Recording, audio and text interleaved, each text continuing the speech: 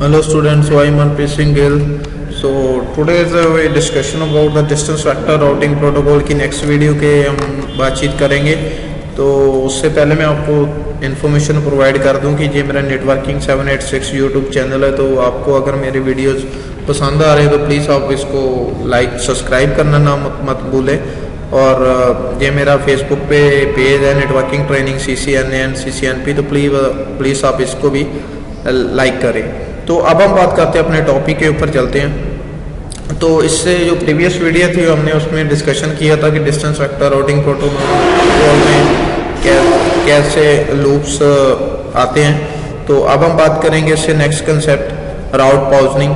तो राउट पॉइजनिंग का क्या मतलब है, जैसे इस सिनारियो में दो राउटर दिए हुए हैं, ठीक है। तो राउटर 2 के साथ जो 22 वाला नेटवर्क है और 21 वाला नेटवर्क है, मान लो ये राउटर एक दूसरे को आफ्टर 30 सेकंड अपडेट सेंड कर रहे हैं। मान लो ये 22 वाला नेटवर्क हमारा डाउन हो गया, तो ये क्या करेगा, R2 क्या करेगा, अपने राउटिंग टेबल में ये 22 वाली एंट्री है उसको बिल्कुल ही हटा देगा, ठीक है।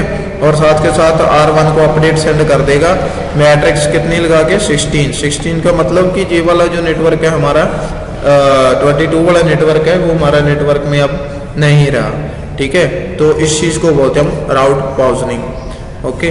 तो इसके आगे जो हमारा फंडा है वो है स्प्लिट हॉरिजन। क्या चीज़ है इसके बारे में मैंने पहले ही आपको बता दिया है कि स्प्लिट हॉरिजन अपने प्रीवियस वीडियो में, ठीक है।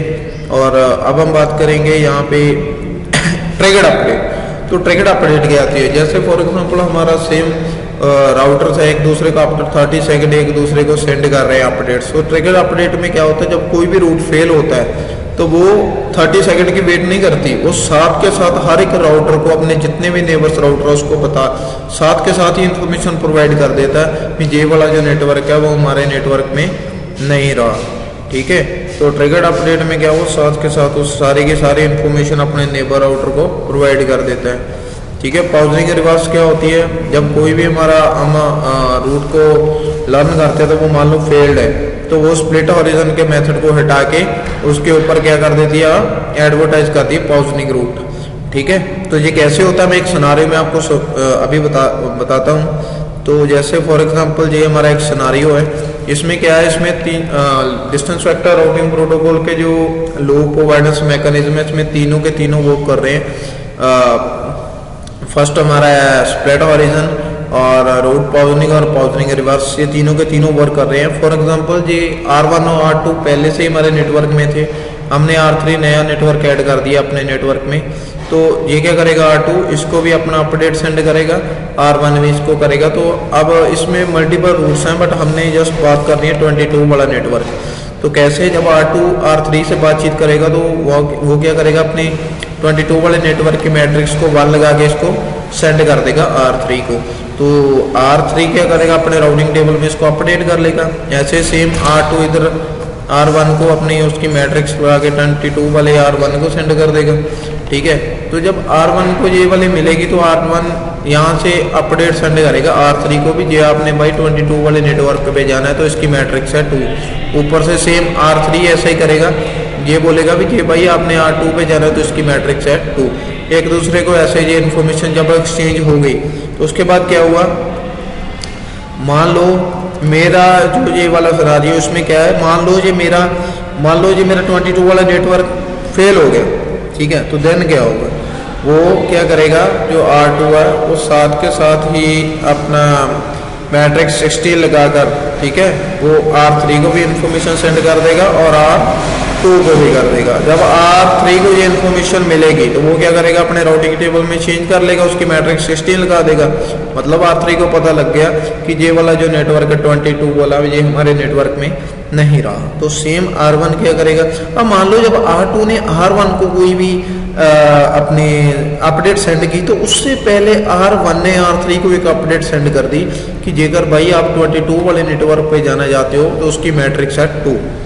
तो जब इसने यहाँ से अपडेट सेंड कर दी उसके बाद R2 की R1 को अपडेट मिली, भी R1 को मिली भी ये 22 वाले नेटवर्क की तो मैट्रिक्स 16 है, मतलब ये नेटवर्क में नहीं रहा। बट इस R1 को ये वाली अपडेट मिलने से पहले इसने ये वाली अपडेट R3 को सेंड कर दी, तो इसके क्या इफेक्ट पड़ेगा हमारे नेटवर्क में। R3 क्या करेगा, अपने राउटिंग टेबल में ये देखेगा भी 22 वाला जो नेटवर्क है, ये मेरे सीरियल 0/0 से मेरे को इन्फॉर्मेशन मिल रही है आउटगोइंग इंटरफेस से, ठीक है। तो ये बोल रहा है भी मैट्रिक्स 2 है, ये क्या करे अपने नेटवर्क में इसको अपने राउटिंग टेबल में इसको एक्सचेंज कर लेगा, ठीक है। तो जब यहाँ से मिलेगी ये इन्फॉर्मेशन तो R3 क्या करेगा, R3 देखो अब इस R2 को तो R3 को पता है भी ये वाला इसकी 16 होगी पहले ये अपडेट मिलने के बाद है, तो ये रिवर्स पॉजनिंग रिवर्स में क्या करेगा, ये इसको R2 को इन्फॉर्मेशन सेंड करेगा, इसको पता लग जाएगा भी 16 मैट्रिक्स नहीं रहा, R1 को भी पता चल गया।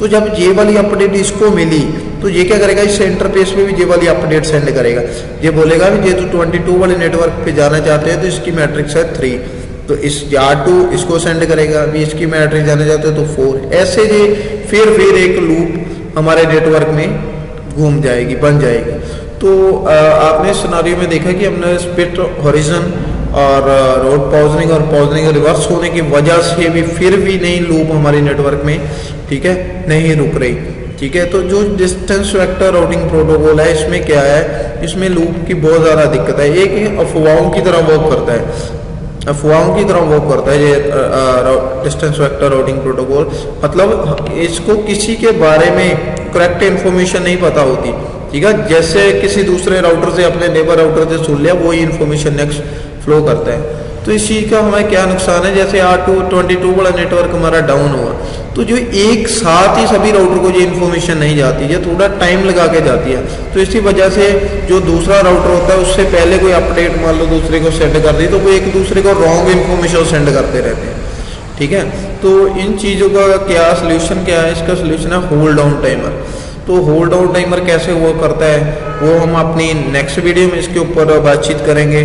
तो इस वीडियो में इतना ही, सो थैंक्स फॉर वॉचिंग।